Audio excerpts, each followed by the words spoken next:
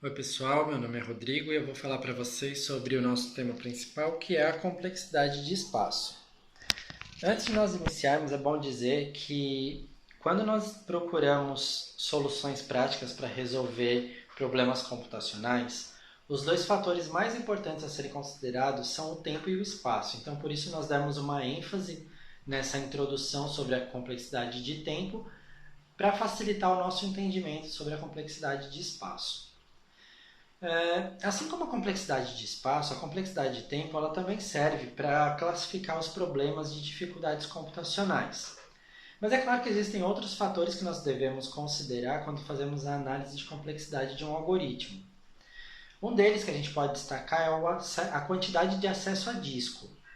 Mas isso para mim significa que nós devemos sempre considerar, aqui abrindo um parênteses, né, que para termos um algoritmo eficiente, nós temos que sempre minimizar ao máximo a quantidade de acessos que nós fazemos a hardware, por exemplo.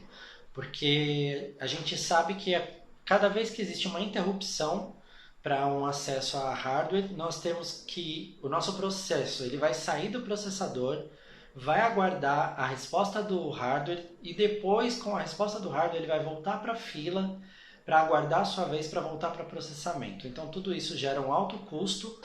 Então quanto mais a gente evitar isso, melhor para ter um algoritmo mais eficiente. Mas fechando o parênteses que nós estamos dizendo aqui, voltando para lá, para a nossa comparação e para a nossa análise de complexidade de espaço do algoritmo, a gente também pode dizer que para a gente chegar a ter um algoritmo de boa qualidade, é importante também que o programador se preocupe tanto em reduzir o trabalho que o computador vai ter para processar uma determinada instrução, quanto para garantir que o espaço alocado em memória vai ser o menor possível.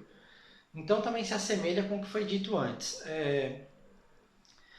Claro que você não vai cortar o que é necessário, mas tem que reduzir ao máximo a quantidade de alocação, a quantidade de trabalho inútil que o processador vai fazer, que isso vai te dar um algoritmo mais rápido, mais eficiente e que ocupa menos espaço.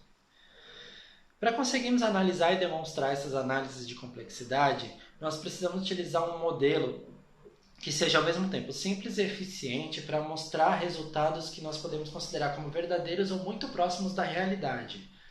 No nosso caso, nós vamos utilizar um modelo muito eficiente que é a máquina de Turing, que se aproxima muito dos computadores reais em termos de funcionalidade. A complexidade de tempo e a complexidade de espaço, elas têm várias características semelhantes. Dentre elas, a gente pode ver que ambas utilizam f de n para determinar qual é a complexidade desse algoritmo. Mas o que é esse f de n e o que é esse n? Bom, o n, para ambos os casos, tanto tempo quanto espaço, ele significa o tamanho do alfabeto de entrada. Ou seja, se nós olharmos uma fita de uma máquina de Turing, onde nós temos, por exemplo, 10 posições que vão ser lidas para serem processadas, nós dizemos que o n é igual a 10, nesse caso, porque é a quantidade de espaços que vão ser lidos para depois serem processados. Já o f de n ele tem dois significados diferentes. No caso do tempo, o f de n ele significa o número máximo de passos que a máquina de Turing dá para poder processar essa entrada n. Então significa que a cada instrução nós vamos calcular e vamos chegar à complexidade desse algoritmo e descobrir qual é o f de n com relação ao tempo, a complexidade de tempo desse algoritmo. Mas quando a gente fala com complexidade de espaço, o f de n ele significa a quantidade de células da fita de trabalho em que vão ser percorridas e escritas as células para processar o algoritmo em relação à entrada n. Ou seja, se a gente tem em um exemplo uma máquina de Turing com duas fitas, sendo a primeira fita somente leitura, somente para entrada, então lá nós vamos ter o n, né, a quantidade, E a fita que nós vamos utilizar, a segunda fita que nós vamos utilizar para escrever os processamentos, o passo a passo dessas instruções, etc., a quantidade de células que vai ser utilizada ali nessa segunda fita seria o f de n da complexidade de espaço. Mas aí que isso nos leva? Isso nos leva a compreender que, em muitos casos, como a complexidade de espaço ela mede apenas a fita de trabalho, existem casos em que a função f de n é menor do que o n. Ou seja, pode ser que se utilize menos células para o processamento do que a quantidade de células que são utilizadas na fita de entrada. Eu vou exemplificar isso já logo adiante. Uma outra semelhança entre a complexidade de tempo e a complexidade de espaço é que as duas utilizam notação assintótica, assim como foi falado já, para demonstrar a taxa de crescimento da função f de n em relação ao n. E também são consideradas apenas as ordens mais altas. As ordens mais baixas também são descartadas. Da mesma forma que na complexidade de tempo existem classes, para a complexidade de espaço também existem classes. Então, na complexidade de tempo, nós temos a classe P, que serve para classificar os algoritmos que podem ser computados em tempo polinomial por uma máquina determinística, máquina de Turing determinística. E temos a classe NP, que classifica os algoritmos que podem ser computados em tempo polinomial por uma máquina de Turing não determinística. No caso da complexidade de espaço, nós temos as classes Space, que servem para classificar os algoritmos que podem ser decididos por uma máquina de Turing determinística de complexidades de espaço. E temos a classe NSpace, que serve para classificar algoritmos que podem ser decididos por uma máquina de Turing não determinística de complexidade de espaço. Em alguns casos, acredita-se que não pode ser encontrada a solução de problemas NP completos através de um algoritmo de tempo polinomial ou de tempo linear, mas que para esses mesmos problemas podem ser resolvidos com um algoritmo de espaço linear. E nesse caso, o espaço se mostra ser mais poderoso que o tempo, porque o espaço a gente pode reutilizar e o tempo não tem como.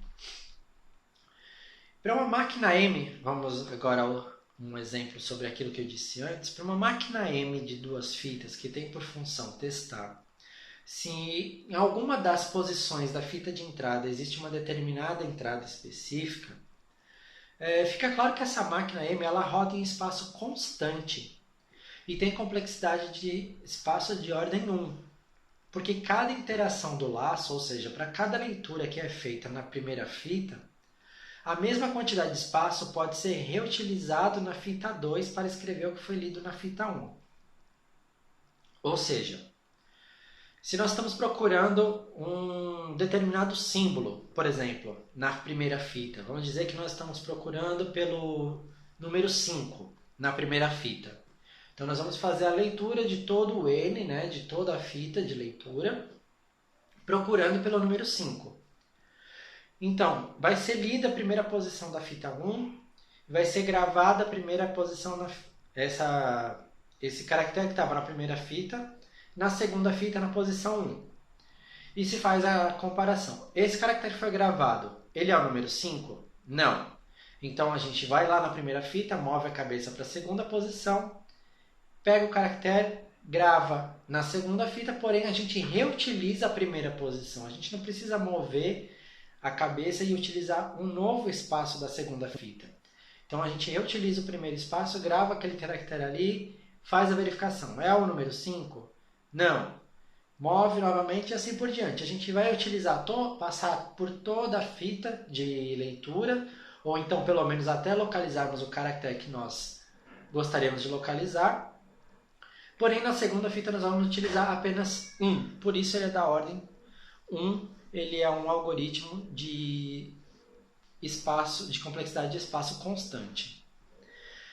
Um outro exemplo que a gente pode dar nesse sentido é uma comparação da complexidade de tempo e de espaço em relação a uma máquina que roda um algoritmo de força bruta vai tentar quebrar uma senha de N algarismos. E que mais à frente a gente vai explicar um pouco melhor, com mais detalhes. Mas, em termos de complexidade, um algoritmo para avaliar e dar o aceite ou o rejeite de uma determinada entrada em comparação a uma senha que foi previamente armazenada, pode ter, quando a gente fala em complexidade de tempo, um crescimento exponencial da ordem de 2 elevado a n. Porque ele vai testar cada uma das posições, a quantidade de vezes que existir símbolos possíveis. O que significa isso em termos práticos? Vamos dizer que nós vamos tentar quebrar uma senha com dígitos numéricos, n dígitos numéricos. Então, vai ser necessário que cada posição dessa senha, cada um dos caracteres dessa senha, seja testado no máximo até 10 vezes, de 0 a 9. Né? Nesse exemplo, nós temos, no caso, apenas números. Então, nós vamos ter uma complexidade exponencial, porque nós vamos testar 10 vezes o primeiro, depois 10 vezes o segundo, depois 10 vezes o terceiro e assim por diante.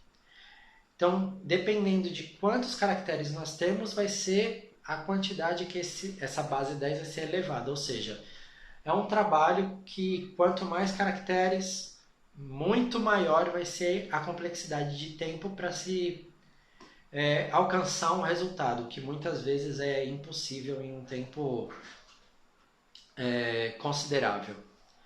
E quando a gente fala aí, sobre complexidade de espaço, essa análise ela se torna uma complexidade linear, ela se torna da ordem de n, porque na verdade o que ela vai fazer? Ela vai pegar a célula que foi dada a entrada e vai escrever uma célula correspondente para ela. Ou seja, para cada n de entrada você vai ter um f de n na saída, então ela é da ordem de n. Bom, espero que tenha ficado clara essa informação. Daqui para frente nós vamos ter ainda mais alguns exemplos e mais algumas explicações sobre isso.